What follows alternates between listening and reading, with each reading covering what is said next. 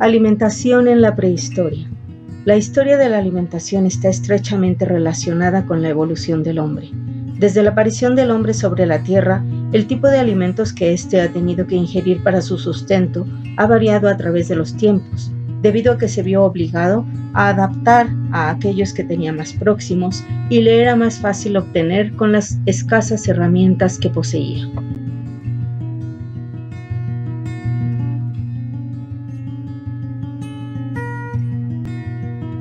Los individuos que estuvieran en mejores condiciones de resistir bajo el ardiente sol tendrían más éxito, es decir, comerían más porque llegarían más lejos en sus vagabundeos.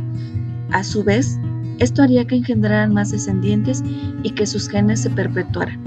Una vez puesta la rueda en marcha, no se pararía hasta que el pelo desapareciera por completo y las glándulas sudoríparas se multiplicaran. La razón por la que habían perdido el pelo puede ser variada. O bien eran mutantes, o bien lo habían perdido en el bosque como una adaptación a cualquier otra función desconocida. De acuerdo con Darwin, determinados individuos más desnudos y con más glándulas sudoríparas podrían moverse mejor bajo el sol, y esos precisamente serían los que habrían desarrollado la práctica del carroñero. Se dice que tales individuos estaban ya preadaptados a la vida en ambientes abiertos. De acuerdo con Lamarck, el nuevo comportamiento, la explotación de la carroña, creó nuevas presiones de selección al hacerse carroñeros los Australopithecus. El descubrimiento del fuego fue un hito, ya que la cocción es muy importante porque tiene consecuencias sobre la anatomía de los consumidores. La carne cocida resultaba más fácil de masticar, lo que originó una disminución del tamaño de la mandíbula que conllevó, a su vez, un aumento de la caja craneal. Por otra parte, el consumo de carne cocida facilitaba la digestión. Según parece, la cocción de la carne permitió la evolución de la especie humana. Antes de que el cerebro creciera y durante mucho tiempo, ya hubo presiones de selección que iban a hacer útil un cerebro expandido, unas piernas más largas y una piel desnuda con muchas glándulas sudoríparas. En comparación con el hombre actual, Homo sapiens sapiens, el hombre neandertal presentaba un aspecto achaparrado, un esqueleto de menor tamaño y miembros cortos. Disponía de una mandíbula muy desarrollada. Al no comer carne cocida, sus incisivos y caninos potentes desempeñaban una función importante como tenazas y cuchillos. La morfología peculiar de nuestra mano y nuestra cara, tan reducida y remetida debajo del cerebro, podrían explicarse suponiendo que somos el producto de la adaptación de un primate, del estilo del chimpancé, a una dieta basada en pequeños alimentos vegetales. Por eso, precisamente, por su pequeño tamaño, se necesita la pinza de precisión que forman la yema del dedo pulgar con la de cualquiera de los otros dedos. También para aumentar la potencia del mordisco, las muelas se acercan todo lo posible a la articulación de la mandíbula con el cráneo. De este modo, en la biomecánica de la masticación, se reduce el brazo de resistencia, que es la distancia que hay entre la articulación y el punto de la boca por donde se muerde un objeto concreto.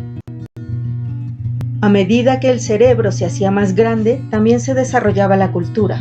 En una época posterior, conocemos que cromañones usaban punzones de hueso y cuerno para hacer agujeros en la piel, pasando tendones a través de esos orificios y haciendo nacer así el corte y confección en el Paleolítico Superior. Esta innovación no la conocían los neandertales.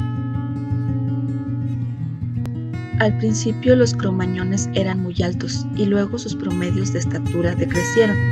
Esto se debió a que un individuo pequeño consume menos que un coloso, por lo que se vería favorecido por la naturaleza, que no busca la espectacularidad, sino el diseño más rentable. La simetría de los dos brazos fue en aumento. Esa tendencia se achaca al uso del propulsor, barra hecha de madera que funciona como un resorte. La ampliación del espectro alimenticio supuso toda una revolución económica y la entrada en una etapa en la que se exigía una mayor cantidad de trabajo por caloría, menos rendimiento energético, ya que los recursos explotados eran más abundantes, pero menos rentables en términos de cociente de energía invertida y obtenida. Al desplazarse la atención hacia recursos antes generalmente despreciados, la carroña, aumentó la cantidad de alimento disponible y por tanto creció la población humana que podía sostener un territorio, aunque a costa de dedicar más tiempo a conseguir alimento y menos a otras actividades como las sociales, menos ocio y más negocio. Esto se ha podido constatar con el estudio de la diáfisis del fémur, que se hizo más circular y menos elíptica con el paso del tiempo, lo que indica que los desplazamientos que se realizaban habitualmente eran más cortos, quizás porque la economía se basaba cada vez más en animales pequeños que viven pegados al terreno y menos a la casa mayor, mucho más móvil. La alimentación en la Edad Antigua. Los egipcios. A los egipcios les gustaba comer y tenían temor ante una posible escasez de alimentos. Por ejemplo, en el papiro Harris se hace mención a los alimentos casi tantas veces como al oro, los metales preciosos o los cosméticos. La carne estaba al alcance de la mayoría de la población 1 o 2 veces por semana. Las aves y el pescado se conseguían fácilmente por medio de la caza y la pesca. Se suplementaba con verduras, principalmente legumbres y hortalizas, así como huevos, leche y queso. Las verduras estarían disponibles para todos los egipcios, siendo lo más popular entre la población las cebollas, los guisos de verdura, ensaladas y sopa de lentejas, acompañados de pan y regado con cerveza. Los hebreos. El pueblo hebreo tenía una alimentación bastante monótona y basada en los productos que le daba la tierra, sin muchos refinamientos y curiosamente no uniforme en su desarrollo, pues dependiendo de las tribus, así era la alimentación. La alimentación básica estaba compuesta por granos para pan, trigo, avena, cebada o cualquier otro parecido, el cual se molía a mano o en un almirez. El polvo o harina se le añadía agua, sal y casi nunca levadura, y con ello hacían un pan ácimo. También existía un tipo de pan hecho con granos que se tostaba para que no se rompiera, y que era el utilizado en las marchas, viajes o expediciones militares. La dieta carnívora era muy estricta. Los animales se clasificaban en puros e impuros según signos externos. En la pesca eran animales impuros aquellos que carecían de aletas y escamas. Se tiene constancia que tomaban mucha leche, tanto de cabra como de oveja. La bebida estrella entre todas era el vino. Los griegos. La mayor parte de los atenienses tenían que alimentarse más a menudo de pescado que de carne.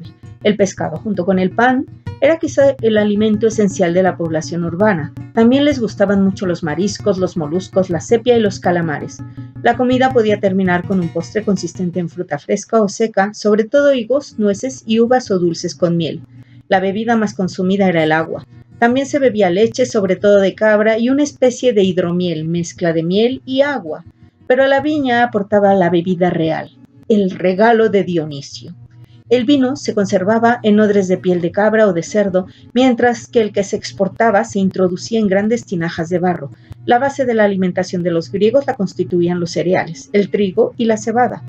Las verduras escaseaban y eran relativamente caras en la ciudad, excepto las habas y las lentejas, que se comían sobre todo en puré. También se comía mucho ajo, así como queso y cebollas, sobre todo en el ejército. La carne era escasa, excepto la de cerdo, y los pobres de la ciudad solo la comían de vez en cuando, con ocasión de algún sacrificio. Los romanos. Los orígenes de la cocina latina fueron humildes y austeros. La base de la dieta de los romanos eran productos cultivados en el imperio y territorios dominados, como los cereales, especialmente una antigua variedad de trigo llamada escanda, con la que se fabricaba pan y otros alimentos. También consumían legumbres, especialmente lentejas, judías, aceitunas y uvas, que hacían fermentar para hacer vino. La actividad ganadera les proporcionó carne de cabra, vaca, cerdo, leche y queso, mientras que la caza de aves y la pesca les ofrecían otras alternativas alimenticias. En general, los romanos se preocuparon tanto de la comida por su condición de alimento como de sabor y ornamentación de los platos, aderezados con salsas y adornados con hierbas. Hasta el siglo II a.C., la cocina romana se basaba en alimentos básicos: papilla de mijo, cebada o chícharos, queso de oveja, carne de cordero hervida, col, habas, etc. Las frutas también ocupaban un lugar importante: manzanas, alboricoques, melones, higos y dátiles. A principios del siglo II a.C., los romanos entraron en Asia Menor y descubrieron el refinamiento de las cortes griegas de Oriente. A partir de ese momento, la preparación de las comidas, según Tito Livio, se hizo larga y costosa. Los servicios de los cocineros, trabajo hasta entonces desempeñado por esclavos, se comenzaron a cotizar a la alza.